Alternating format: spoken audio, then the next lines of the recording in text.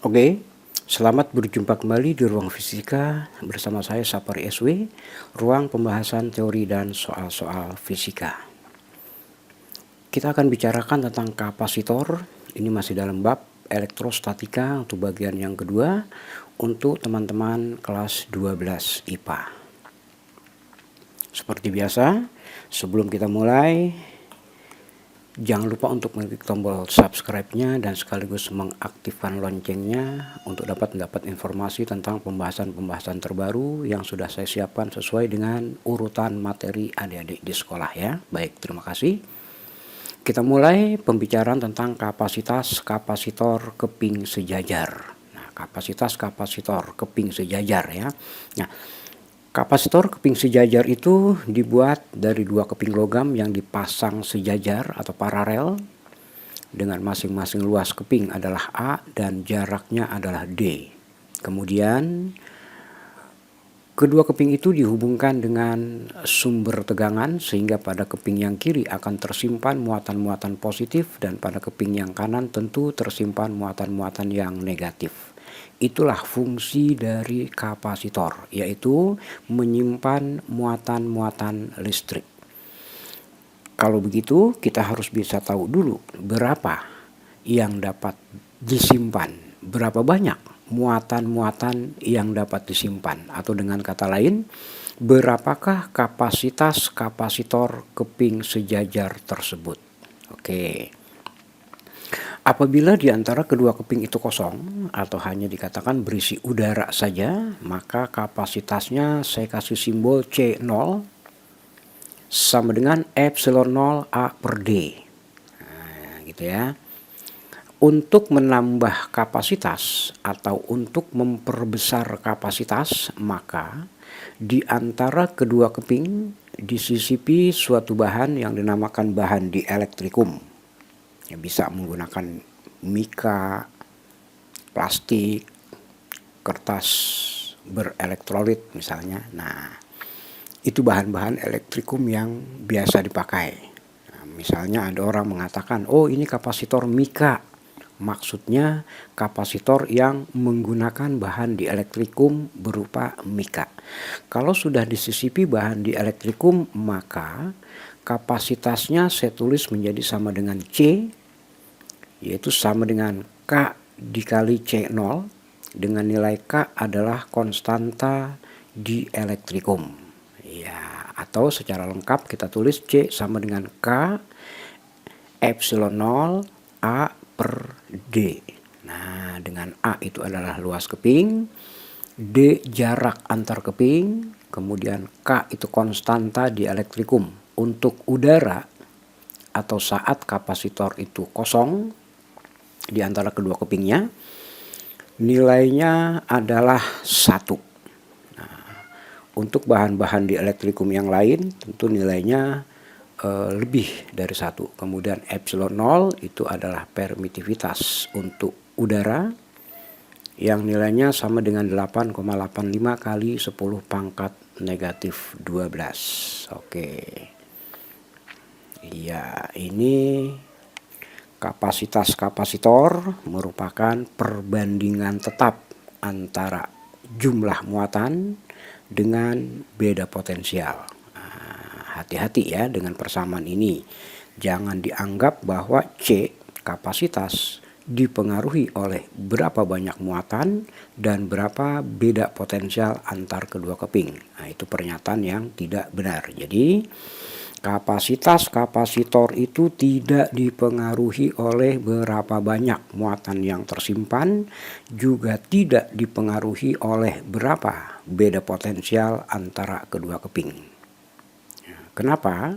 Karena setiap saat Q dan V itu merupakan perbandingan tetap.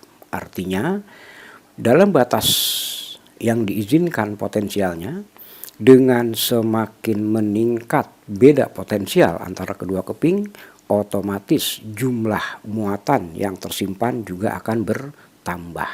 Oke, jadi kalau ditanya apa yang mempengaruhi kapasitas kapasitor keping sejajar, yang pertama adalah luas keping, yang kedua adalah jarak kedua keping, Yang ketiga adalah bahan dielektrikum yang digunakan.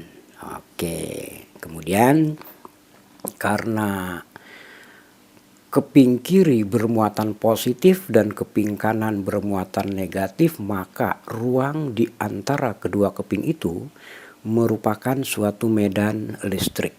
Berapa kuat medan listrik di antara kedua keping itu? Sama dengan beda potensial dibagi jarak kedua keping. E sama dengan V per D. Oke. Kita lanjutkan. Untuk udara, C sama dengan epsilon 0 A per D. Kemudian bagaimana kalau kapasitor itu menggunakan medium yang bukan udara? Maka itu tadi epsilon 0 kita ganti dengan epsilon untuk medium tersebut yang sama dengan E relatif dikali E0. Nah, gitu ya. Oke, itu dia. Kita lanjutkan. Ini contoh soal. Sebuah kapasitor terbentuk dari dua lempeng aluminium yang luas permukaannya masing-masing 4 cm persegi dipisahkan oleh selembar kertas parafin yang tebalnya 0,1 mm dengan konstanta dielektrik sama dengan 2. Jika pada masing-masing keping diberi tegangan negatif 6 volt dan positif 6 volt, maka muatan yang tersimpan di dalam kapasitor tersebut adalah berapa? Oke, pertama kita hitung dulu kapasitas dari kapasitor. Iya, dengan nilai K sama dengan 2, epsilon 0, 8,85 kali 10 pangkat negatif 12. A, luas keping, ubah ke meter persegi, menjadi 4 kali 10 pangkat negatif 4. Kemudian D, nah ini harus dipahami. D itu adalah jarak kedua keping yang berarti sama dengan tebal bahan dielektrikum yang dipasang atau disisipkan di antara kedua keping. Dalam hal ini kertas parafin tebalnya 0,1 mm. Nah, berarti 0,1 mm itulah jarak kedua keping. Ya, dijadikan meter ya, menjadi 0,1 kali 10 pangkat negatif 3. Nah, kita hitung, itulah kapasitas dari kapasitor tersebut. Nah, kemudian diberi tegangan, jumlah muatan yang tersimpan sama dengan Q, sama dengan C dikali V, kapasitas dikali beda potensial. Hati-hati dengan beda potensial. Negatif 6 dan positif 6. Nah, berarti bedanya berapa? 12 volt. Oke, tinggal kita hitung ya. Nah, itulah jawabannya. Atau boleh kalau mau dibulatkan menjadi 8,5 kali 10 pangkat negatif 10 coulomb. Iya, saya kira ini tidak sulit ya. Oke, kita lanjutkan. Sebuah kapasitor terbuat dari dua lempeng konduktor yang masing-masing luasnya 12 kali 10 pangkat negatif 3 meter persegi, terpisah pada jarak 2 mm. Hitunglah kapasitas kapasitor tersebut jika di antara kedua keping tersebut berisi, pertama hanya berisi udara, kemudian yang kedua diberi zat dengan permitivitas relatif 50. Oke, kita hitung yang pertama saat berisi udara. Itu kapasitasnya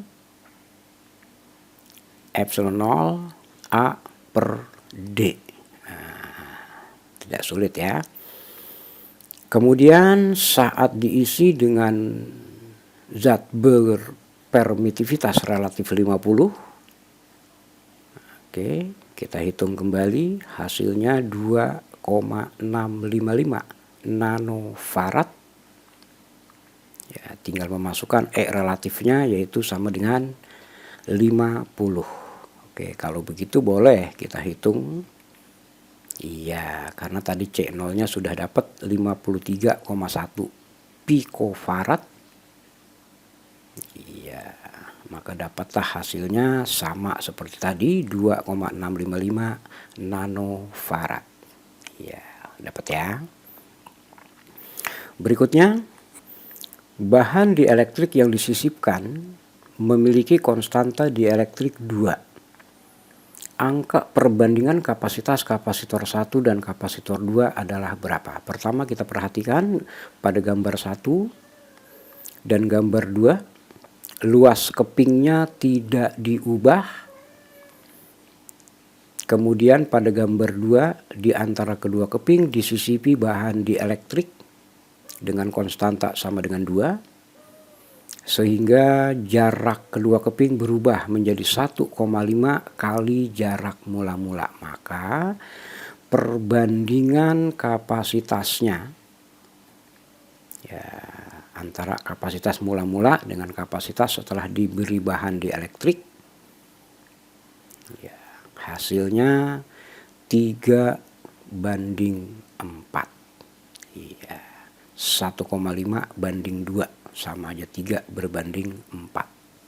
Iya, 3/4. Oke, bisa ya. Kita lanjutkan dengan pembicaraan tentang susunan kapasitor dan energi yang tersimpan di dalam kapasitor. Oke, susunan kapasitor itu bisa berupa susunan seri, bisa juga berupa susunan paralel. Nah, yang perlu diingat-ingat adalah kalau kapasitor itu dirangkai atau disusun secara seri, maka kapasitas kapasitor penggantinya dihitung dengan rumus 1/C pengganti seri. Dalam gambar ini antara titik A dan titik B sama dengan 1/C1 ditambah 1/C2. Ya, kalau ada lebih dari 2 tinggal dilanjutkan, ditambah 1/C3 ditambah 1/C4 dan seterusnya. Oke, kalau dua kapasitor seperti pada gambar dirangkaikan secara paralel, maka kapasitas kapasitor penggantinya hanya tinggal ditambahkan saja. Oke, jadi ingat ya, menghitung kapasitas kapasitor pengganti rangkaian seri dan paralel berkebalikan dengan cara menghitung hambatan atau resistor seri dan paralel. Oke, diingat-ingat ya. Kemudian energi yang tersimpan dalam kapasitor W menyatakan energi itu sama dengan setengah CV kuadrat. Atau boleh dilanjutkan menjadi sama dengan setengah QV. Atau sama dengan setengah Q kuadrat per C. Nah, mana yang mau dipakai nanti tergantung data yang diketahui apa atau mana yang lebih mudah kita menggunakan perhitungan itu, rumus yang mana yang mau dipakai. Kita lihat dalam bentuk soal, sebuah kapasitor mempunyai kapasitas sebesar 400 mikrofarad dipasang pada tegangan 100 volt. Berapa joule energi yang tersimpan dalam kapasitor tersebut? Oke, ini hanya meminta energi yang tersimpan. Oke, kapasitasnya 400 mikrofarad. Beda potensial atau tegangan di antara kedua kepingnya adalah 100 volt, maka tinggal dimasukkan saja angkanya ya. Iya, jangan lupa 400-nya mikrofarad, berarti dikali 10 pangkat negatif 6. Tegangannya 100 volt, jangan lupa dikuadratkan. Iya, kita hitung, oh ternyata hasilnya sama dengan 2 joule. Iya, diingat-ingat aja rumusnya ya, setengah CV kuadrat. Iya, kita lanjutkan. Ini ada 3 buah kapasitor yang dirangkaikan secara seri. Oke, Itu kira-kira gambarnya seperti itu. 3 kapasitor dirangkaikan secara seri C1, C2, C3 lalu dihubungkan dengan sumber tegangan 24 volt. Pertama ditanya kapasitas kapasitor susunan seri. Oke, karena dia seri, nah seperti itu menghitungnya ya. 1 per C1 ditambah 1 per C2 ditambah 1 per C3. Oke. Nah, hasilnya 1,5. Nah, jangan lupa satuannya adalah mikrofarad. Iya. Oke. Yang kedua, muatan total. Nah, muatan itu sama dengan C dikali V. Tadi C itu kapasitasnya 1,5 mikro, berarti dikali 10 pangkat negatif 6. Kemudian beda potensial totalnya itu berapa ya? Oh, 24 volt. Nah, tinggal dikalikan, hasilnya 3,6 kali 10 pangkat negatif 5 coulomb.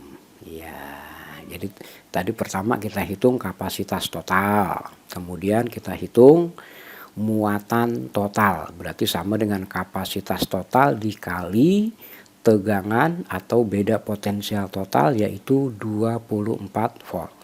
Baik, berikutnya karena kapasitor itu dirangkai secara seri C1, C2, C3, maka, nah diingat-ingat ini, karena rangkaiannya seri maka muatan yang tersimpan di setiap kapasitor akan sama. Jadi Q1 sama dengan Q2 sama dengan Q3 sama dengan Q total, yaitu 3,6 kali 10 pangkat negatif 5 coulomb. Sama ya. Kalau begitu, tegangan pada masing-masing kapasitor, kita hitung tegangan antara ujung-ujung kapasitor 1, kita kasih nama V1, tentu sama dengan Q1 per C1. Q1 tadi 3,6 kali 10 pangkat minus 5. C1-nya berapa ya? 3 mikrofarad. 3 kali 10 pangkat negatif 6, maka dapatlah 12 volt. Ya udah, selanjutnya V2 sama seperti itu, tinggal ganti C2-nya berapa. Begitu juga dengan V3, tinggal diganti C3-nya berapa. C3 itu 4 mikrofarad ya. Oke, dapat ya. Tegangan pada masing-masing kapasitor. V1 12 volt, V2 3 volt, dan V3 9 volt. Nah, V1, V2, V3 kalau dijumlahkan harus kembali sama dengan 24.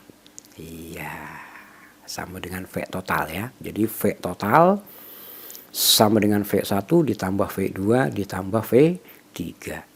Oke, ini pemahaman dasar ya. Harus dikuasai baik-baik. Berikutnya 3 buah kapasitor masing-masing 4, 6, dan 12 mikrofarad disusun secara paralel. Oke, seperti ini susunannya. Lalu dihubungkan dengan sumber tegangan 16 volt. Oke, mirip dengan soal yang tadi, hanya berbeda angka dan berbeda susunannya. Kalau yang tadi seri, sekarang disusun secara paralel.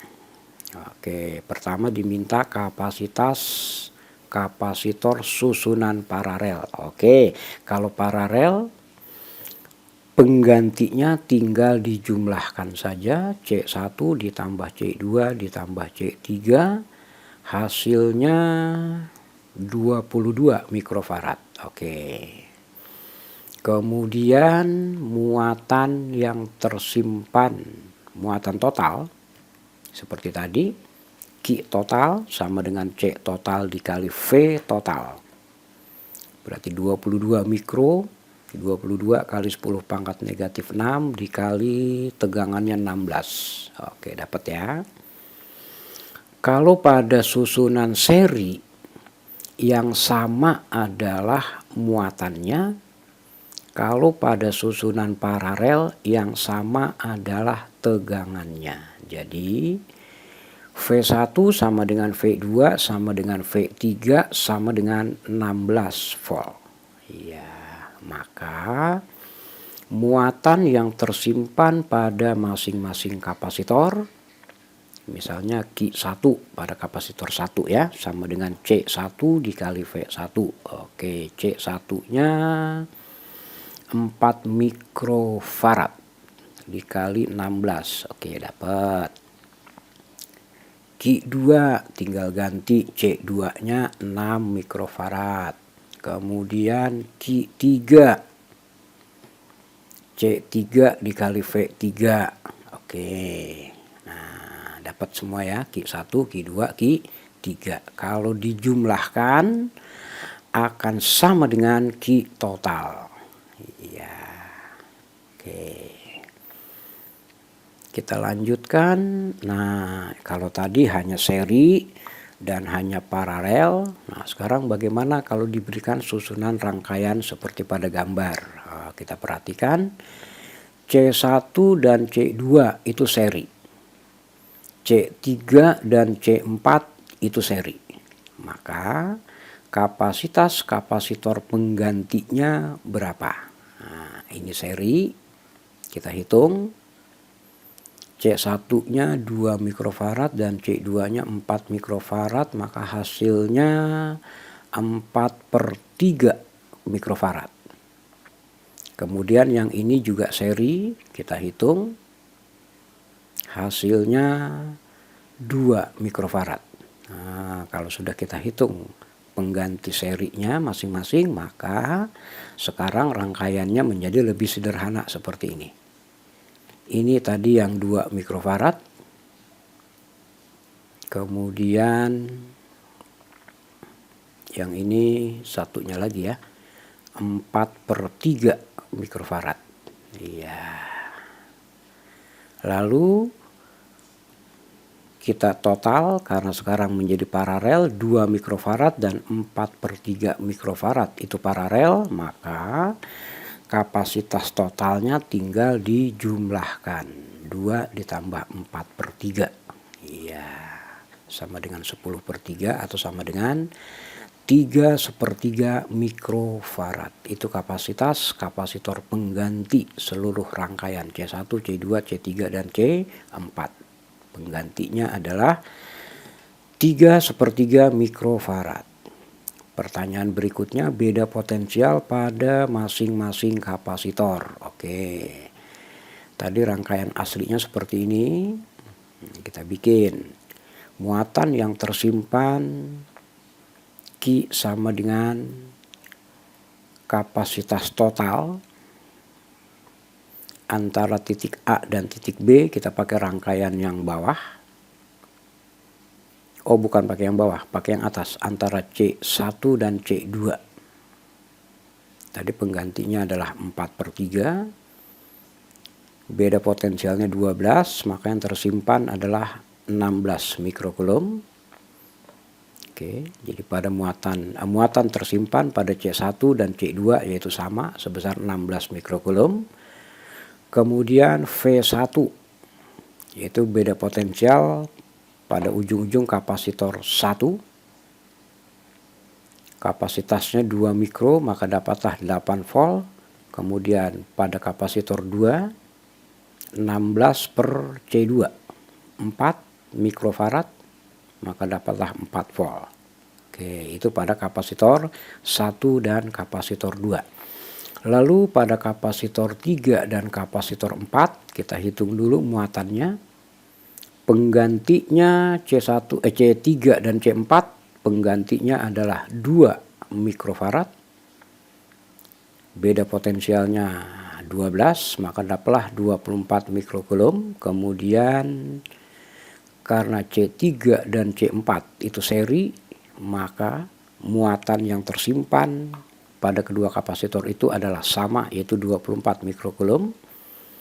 Jadi untuk menghitung beda potensial antara ujung-ujung kapasitor C3, tinggal kita masukkan 24/C3. C3-nya 3, berarti sama dengan 8 volt. Kemudian pada kapasitor 4, C4-nya berapa tadi? 6 mikrofarad. Oke, 24 dibagi 6 sama dengan 4 volt. Iya. dapat ya, itu dia. Nah kemudian kalau misalnya ditambah pertanyaannya, berapakah energi yang tersimpan pada setiap kapasitor? Oh, tinggal dilanjutkan, energi sama dengan setengah CV kuadrat. Misalnya pada kapasitor 4, oh berarti setengah dikali C4 dikali V4. C4-nya 6 mikrofarad dan V4 itu 4 volt. Nah, tinggal masukkan. Pada kapasitor 1, oh berarti setengah C1 V1 kuadrat. Oke, tinggal dimasukkan angkanya gitu ya. Ya, baik. Kita lanjutkan. Ini ada rangkaian kapasitor. Oh, kalau kita lihat yang atas itu 333 mikrofarad itu seri. Oh, kita hitung dulu lah. Sepertiga tambah sepertiga tambah sepertiga sama dengan 1. Oh, berarti yang atas itu penggantinya 1 mikrofarad, sehingga kalau mau dihitung kapasitas total berarti tinggal 1 ditambah 5 ditambah 4 mikrofarad sama dengan 10 mikrofarad. Itulah kapasitas total. Muatan total sama dengan C total dikali V total. V totalnya berapa? Oh 6 volt. Udah. 10 dikali 6. Jadi 60 mikrofarad. Karena 10-nya mikro ya. Oke. Kemudian energi yang tersimpan pada kapasitor 4 mikrofarad. Oke. Setengah CV kuadrat, C-nya 4 mikrofarad, V-nya 6. Jangan lupa itu mikro berarti dikali 10 pangkat negatif 6. Maka dapatlah 7,2 kali 10 pangkat negatif 5 Joule. Iya. Ya kalau misalnya ditanya lagi pada kapasitor yang 5 mikrofarad tinggal diganti C-nya berapa. Oke gitu ya.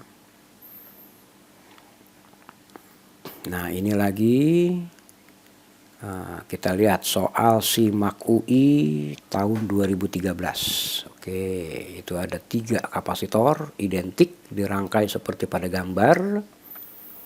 Lalu dihubungkan dengan tegangan 12 volt. Beda potensial antara titik Y dan Z.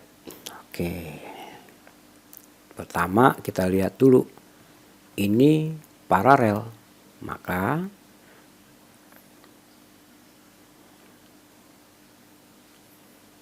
penggantinya 6. Yang paralel penggantinya 6.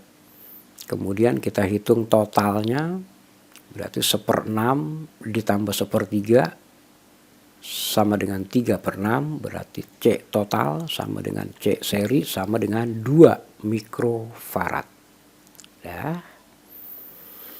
Kemudian kita hitung Q total.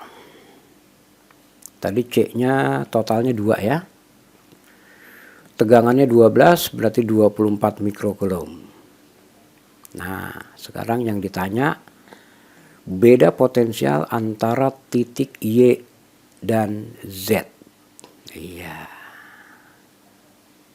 Muatan yang tersimpan di kapasitor yang ada di antara titik Y dan Z, yaitu pada kapasitor yang paling kanan 3 mikrofarad, itu sama dengan 24 mikrocoulomb.